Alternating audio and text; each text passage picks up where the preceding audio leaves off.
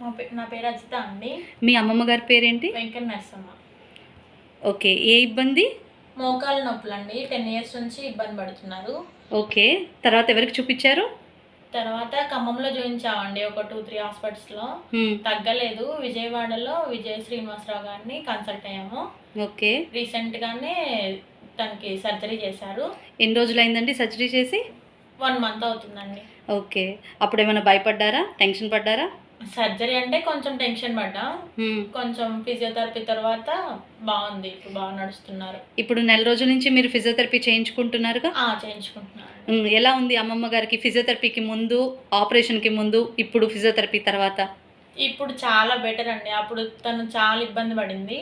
Surgery తర్వాత surgery ఒకటే main కాదు, ఫిజియోథెరపీ మెయిన్. దాన్ని మనం కంటిన్యూ చేయించుకొని మనం కూడా చేసుకుంటూ ఉండాలి. ఓకే, నిన్న డాక్టర్ గారిని కలిసి వచ్చారు కదా, అప్పుడు ఏమన్నారు? ఫిజియోథెరపీ చేశాక మంచిగా ఉన్నాయి, వాళ్ళు బెండ్ చేసినా ఎట్లా చేసినా కొంచెం బాగుంది అన్నారు.